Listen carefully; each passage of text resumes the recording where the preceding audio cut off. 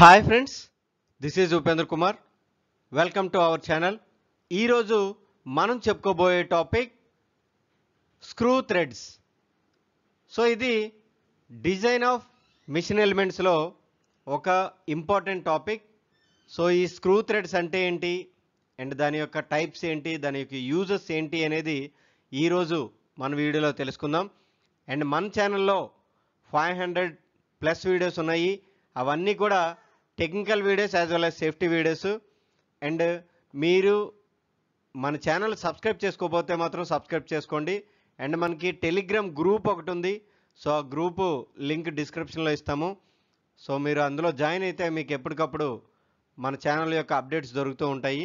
So ఈరోజు మన topic వెళ్ళిపోదాం. సో ఈ బోల్టెడ్ జాయింట్స్ అండ్ పవర్ స్క్రూస్లో స్క్రూ థ్రెడ్స్ గురించి మనం ఫస్ట్ తెలుసుకుందాం.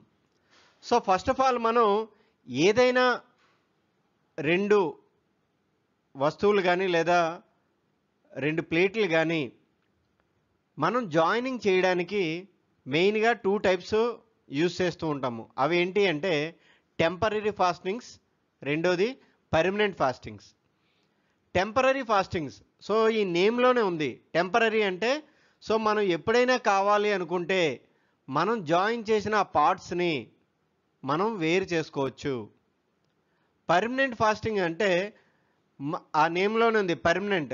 సో దాన్ని మనం ఆ పార్ట్స్ని వేరు చేయడానికి అవ్వదు. సో పర్మనెంట్ ఫాస్టింగ్స్లో మనకి ఎగ్జాంపుల్ ఏంటి అంటే welded joints, riveted joints. So ఇవన్నీ కూడా ఏంటి అంటే పర్మనెంట్ జాయింట్స్ అవుతాయి. Permanent fastings is one which cannot be dismantle without damaging the fastness.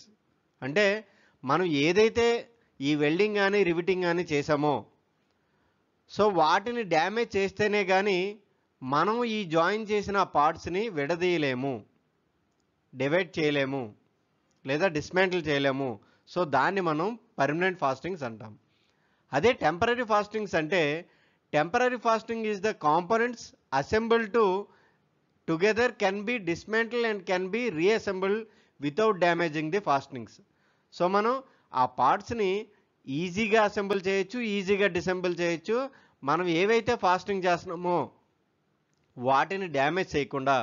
So వాటికి టెంపరరీ ఫాస్టింగ్స్కి examples bolts and nuts, keys and couplings, screws. So ఇవన్నీ కూడా మనకి టెంపరరీ ఫాస్టింగ్స్లో వస్తాయి. ఓకే, సో ఇక్కడ మనం చూసినట్లయితే ఇవన్నీ కూడా మనకి temporary fastenings. So bolt and nuts ఉన్నాయి, స్క్రూస్ ఉన్నాయి. సో ఇలా ఏవైతే మనం ఈజీగా డిస్మాంటిల్ చేయగలమో ఆ పార్ట్స్ని without damaging this fasteners, so దాన్నే మనం టెంపరరీ ఫాస్టింగ్స్ అన్నాం. సో వీటి గురించి మనం తెలుసుకుందాం. ఓకే, సో డెఫినేషన్కి వచ్చేసరికి what is screw thread? A screw thread is a helical groove formed around a external cylindrical surface. ఇక్కడ స్క్రూ థ్రెడ్ అంటే ఏంటి అంటే ఒక హెలికల్ గ్రూవ్ ఫామ్ అయి ఉంది. దేని మీద? ఒక సిలిండ్రికల్ సర్ఫేస్ మీద ఎక్స్టర్నల్గా ఫామ్ అయి ఉంది. ఓకే, దాన్నే మనం స్క్రూ థ్రెడ్ అన్నాం. A screw thread is a helical groove formed around a external cylindrical surface.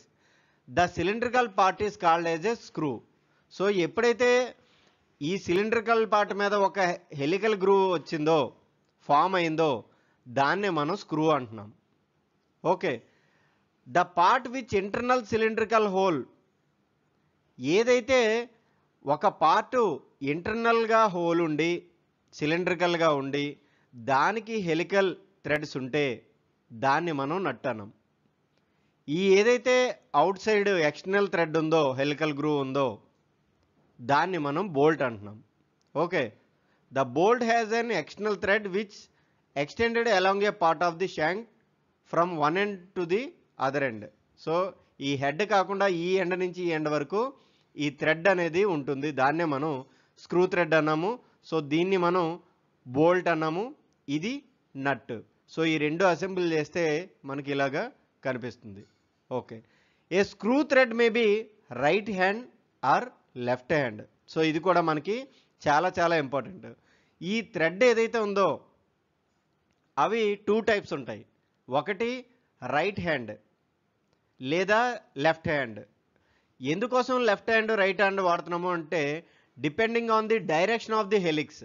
So ఈ డైరెక్షన్ ఏదైతే ఉందో దాని యొక్క డైరెక్షన్ మీద ఈ లెఫ్ట్ హ్యాండా రైట్ హ్యాండా అనేది మనకి ఆధారపడి ఉంటుంది. సో లెఫ్ట్ హ్యాండ్ ఎక్కడ వాడతాము, రైట్ హ్యాండ్ ఎక్కడ వాడతామో తెలుసుకుందాం.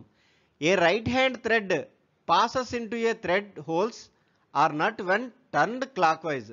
సో మనం ఎప్పుడు కూడా ఈ బోల్ట్ని కానీ నట్టుని కానీ మనం బోల్ట్ని టైట్ చేసినప్పుడు ఏమవుతుంది అంటే మనం సింపుల్గా ఎలా గుర్తుంచుకోవాలి అంటే ఈ బోల్ట్ నట్లోకి మనం బిగిస్తున్నాము. సో అది ఎప్పుడు బిగిస్తున్నామో క్లాక్ వైజ్ టైంలో. ఓకే, ఈ బోల్ట్ కానీ నట్లోకి వెళ్తే పాస్ అయితే సో అది రైట్ హ్యాండ్ థ్రెడ్ అవుతుంది. అదే యాంటీ క్లాక్ వైజ్లో మనం ఎలా రొటేట్ చేస్తూ ఉంటే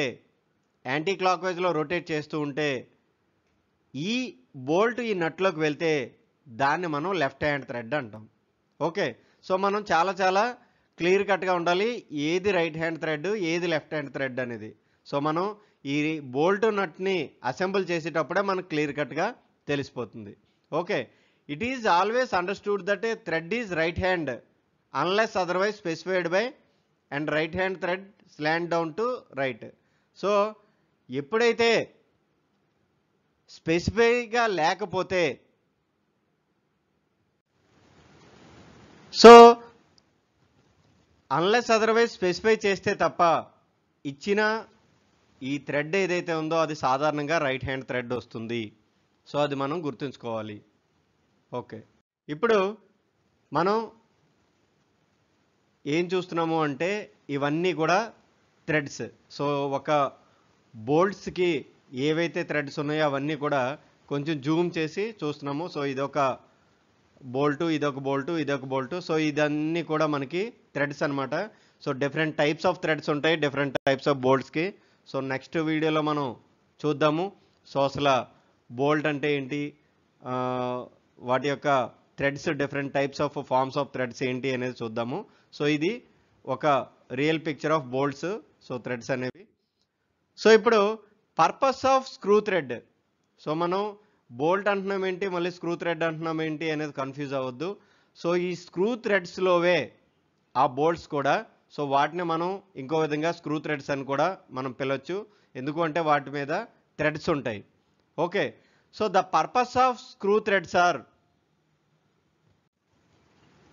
first the to transmit the power or to convert motion from one form to others.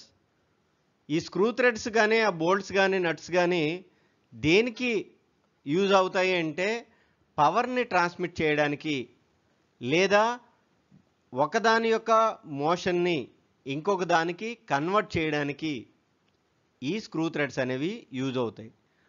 To hold the parts together. So మనం ఏమనుకున్నాం, టెంపరరీ ఫాస్టనింగ్స్లో ఏవైతే పార్ట్స్ ఉన్నాయో వాటిని రెండిటిని జాయిన్ చేస్తుంది. సో దాన్నే మనం ఇంకో విధంగా అనుకోవచ్చు, to hold the parts together.